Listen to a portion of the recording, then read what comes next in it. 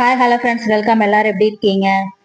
இன்னைக்கு வந்து ஸ்டஃபிங் பரோட்டா கோதுமை மாவில் போடலாம். அதுக்கு நான் ஒரு 2 கப்பு கோதுமை மாவு, கொஞ்சம் உப்பு, ஒரு டேபிள் ஸ்பூன் ஆயில் ஊற்றிக்கோங்க.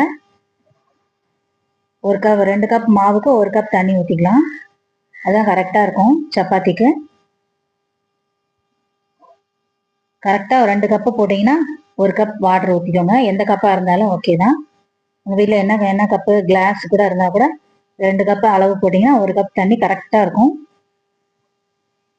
நல்லா பிசைஞ்சு எடுத்து மூடி வச்சுக்கலாம்.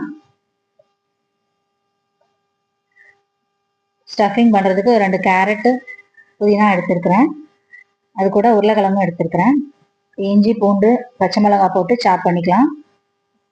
இல்லை நீங்கள் கையில் பொடிசாக கட் பண்ணால் கூட நல்லாயிருக்கும்.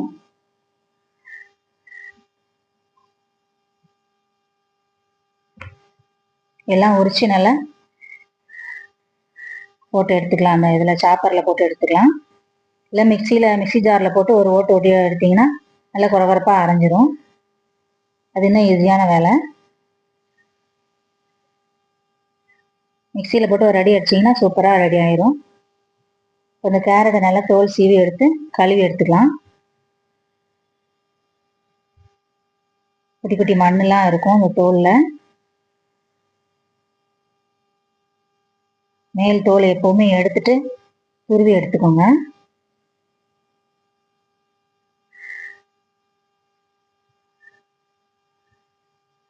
பெரிய ஓட்டை உள்ள அந்த இதில் துருவி எடுத்தீங்கன்னா ஈஸியாக நல்லா அழகாக வந்துடும். சீக்கிரமாக துருவிடலாம். இந்த ஸ்டஃபிங் சப்பாத்திக்கு தொட்டுக்க எதுவுமே வேணாம், அப்படியே சாப்பிட்லாம். இந்த மாதிரி துருவி எடுத்துக்கலாம் எல்லாத்தையும். இப்போ நான் ஒரு 4 உருளைக்கிழங்கு வந்து பாயில் பண்ணி எடுத்துக்கிட்டேன். நல்லா வெந்துடுச்சு. ஒரு 2 விசில் வச்சா போகிறோம், நல்லா வெந்துடும். கடாய் அடுப்பில் வச்சுக்கோங்க. நல்லா காஞ்சதுக்கப்புறம் கொஞ்சம் ஆயில் ஊற்றிட்டு அது காயத்துக்குள்ளே ஆனியன் கட் பண்ணி வச்சுக்கலாம். பொடிசாக கட் பண்ணிக்கலாம். அதோட கொஞ்சம் புதினா கழுவி எடுத்து வச்சுருக்கிறேன். ஆயிலில் வந்து கொஞ்சம் ஜீரகம், சோம்பு இதெல்லாம் போட்டு தாளிச்சிக்கலாம் ஃபஸ்ட்டு. இது வந்து ஸ்டஃபிங் பண்ணுறதுக்கு.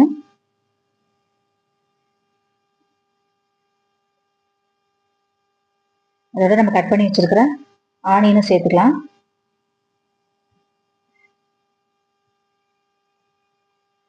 ரொம்ப கருகிற அளவுக்கு வறுக்கணும் அப்படின்னு அவசியம் இல்லை, லேசாக வறுக்கினா போதும். சாப் பண்ணி வச்சிருக்கிற இஞ்சி, பூண்டு, பச்சை மிளகாய் இருக்கு, அதை போட்டுக்கலாம். அதோட கழுவி வச்சிருக்கிற புதினாவையும் சேர்த்துக்கலாம். அதோட லைட்டாக பரட்டி விட்டா போதும்.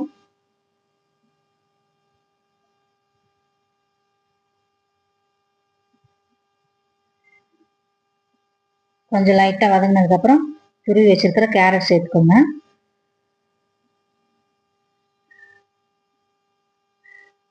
ரொம்ப ஈஸியாக செஞ்சிடலாம் அந்த ஸ்டஃபிங். வந்து நிறைய மசாலாலாம் போட்டு செய்யறதுக்கு இது மாதிரி செஞ்சீங்கன்னா சூப்பராக இருக்கும் சாப்பிட்றதுக்கு.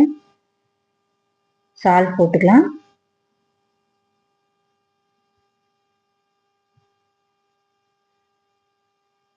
உருளைக்கிழங்கு கேரட்டுக்கு சேர்த்து சால்ட் போட்டுக்கோங்க.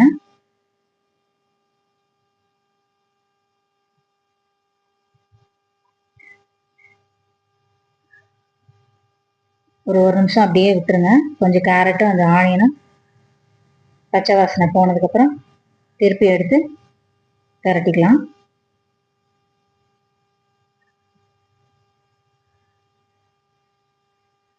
லைட்டாக மஞ்சள் தூள், கறி மசாலா தூள் போட்டுக்கலாம்.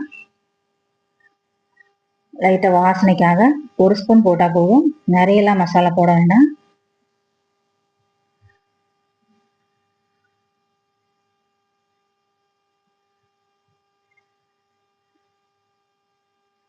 இருக்கட்டும்.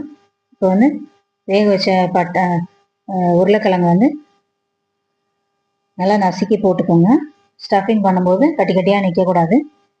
நல்லா நசுக்கி நல்லா வெந்ததுக்கப்புறம் ஆற வச்சு நசுக்கி எடுத்துக்கோங்க.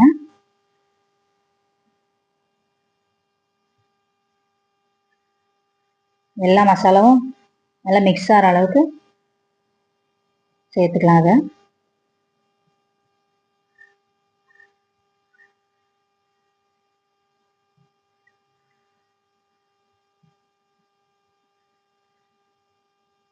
ஒரு நிமிஷம் அப்படியே மூடி வச்சிருங்க. சட்னிக்கு கொஞ்சம் தேங்காய், பச்சை மிளகா, புளி, உப்பு போட்டு அரைச்சிக்கலாம். கடலெல்லாம் போடலை. ஒரு சின்ன பல் பூண்டு போட்டு அரைச்சி எடுத்தீங்கன்னா சட்னி ரெடி. ஸ்டஃபிங் சப்பாத்திக்கு சட்னியே போதும், இல்லாட்டி வெறுமனையே சாப்பிடலாம், நல்லாயிருக்கும். இப்போ மாவை நல்லா பிசைஞ்சு விட்டுட்டு ஸ்டஃப் பண்ண ஆரம்பிச்சிடலாம்.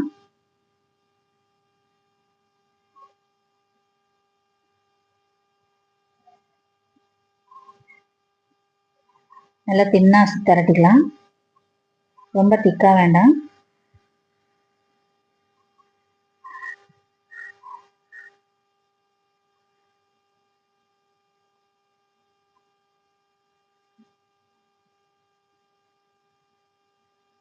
தின்னா திரட்டிட்டு அதில் மசாலா வச்சு ஸ்டஃப் பண்ணிக்கலாம். நாலாக மடித்து எடுத்துக்கோங்க, அப்போ ஸ்கொயராக அழகாக வரும்.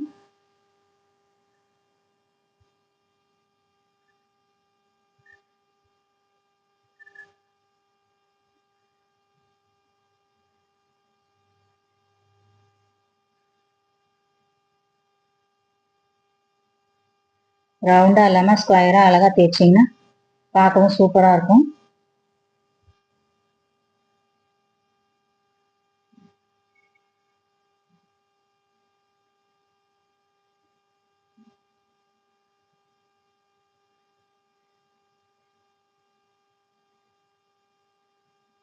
ரெடி ஆயிடுச்சு. இது சூடான கல்லில் போட்டு எடுத்துக்கலாம்.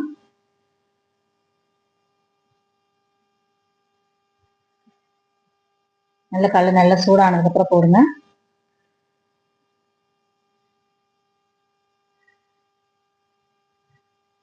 லைட்டாக ஆயில் ஊற்றிட்டு திருப்பி போடுங்க. நல்லா சூப்பராக ரெடி ஆயிடும். சாப்பிட ரொம்ப டேஸ்டாக இருக்கும். இது